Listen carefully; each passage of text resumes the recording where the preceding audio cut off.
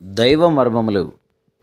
సహోదరుడు భక్తి సింగ్ గారి అనుభవములో దేవుడు ఆయనకు బయలుపరిచిన దైవ మర్మములు. డిసెంబర్ 16.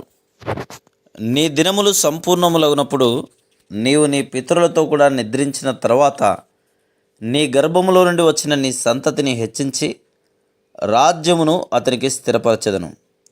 అతడు నా నామ ఘనత కొరకు ఒక మందిరమును కట్టించును. అతని రాజ్య సింహాసనమును నేను నిత్యముగా స్థిరపరచెదను. 2 సమూయేలు గ్రంథం 7వ అధ్యాయము 12-13 వచనములు. 5వ నిబంధనను దేవుడు దావీదుతో చేసెను. దేవుడు తన ఇంటి నమూనాను దావీదుకు చూపించెను. ప్రభువైన యేసుక్రీస్తు దేవుని యొక్క నిజమైన ఇంటిని కట్టుచున్నాడు. మనము ఆ కట్టడ నిర్మాణములో పాలు పొందుట ద్వారా జయించువారము కాగలము. మానవ జ్ఞానమంతటి నుండి ఖాళీ చేయబడిన పిమ్మట మందిరము కొరకైన మచ్చు దావీదుకు ఇవ్వబడను. 1 దినవృత్తాంతములు 28-19. మనం దేనినైతే జ్ఞానమని తలంచెదమో ప్రభువు దానిని చెత్త అనును. దేవుని సేవ చేయుటకు దేవుని సేవకులందరూ మానవ జ్ఞానం మీద ఆధారపడుచున్నారు, కానీ దేవుని క్రమమును పాటించుటలేదు. మందిరపు మచ్చు దేవుడు దావీదుకి ఇవ్వగా దావీదు దానిని సొలొమోనుకిచ్చెను. దావీదు ద్వారా సొలొమోను మందిరపు మచ్చును ఎట్లు పొందెనో మనము కూడా పరలోక సంఘం యొక్క మచ్చును యేసుక్రీస్తు ప్రభు ద్వారా పొందుచున్నాం. దేవుని మందిరములో అనగా ఆత్మీయ మందిరములో మనం సజీవ రాళ్ళుగానున్నాము. మనము కూడికలకు హాజరగుచు ఒకే స్థలంలో కూర్చుండి ఆత్మల కొరకై ఏ భారము లేకుండా ఉండట కాదు. దేవుని ఇంటిలో మన స్థానమేమో ప్రార్థించి తెలుసుకొనవలెను. జయించువారు దేవుని మందిర నిర్మాణంలో పాలు పొందెదరు. దేవుని మందిరమనగా దేవుని సంఘము.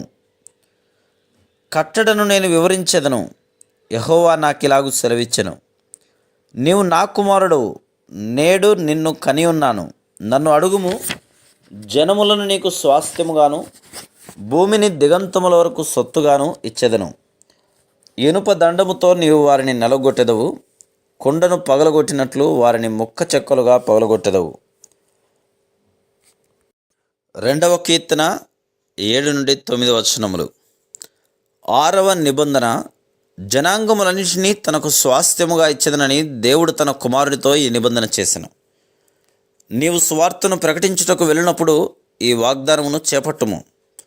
ప్రభువు భాగమును సాతాను అక్రమముగా అపహరించెను కనుక విశ్వాసముతో, ప్రభువా, వీరందరూ నీకు స్వాస్థ్యమై ఉన్నారు, వీరు నీవారు, వారి కొరకై నీవు మరణించితివి అని విశ్వాసముతో చెప్పుము.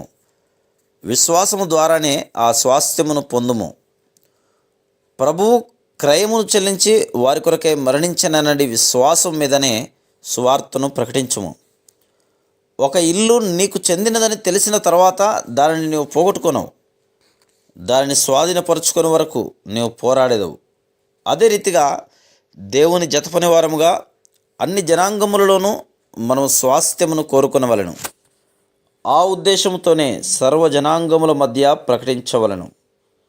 మరియు ఆయన జతపని వారముగా తేజోవాసులైన పరిశుద్ధ స్వాస్థ్యములో పాలివారమగునంత వరకు తన రక్తమిచ్చి సంపాదించుకొనిన ఆయన స్వాస్థ్యమును విశ్వాసము ద్వారా సంపాదించుకొనవలెను. Praise the lord.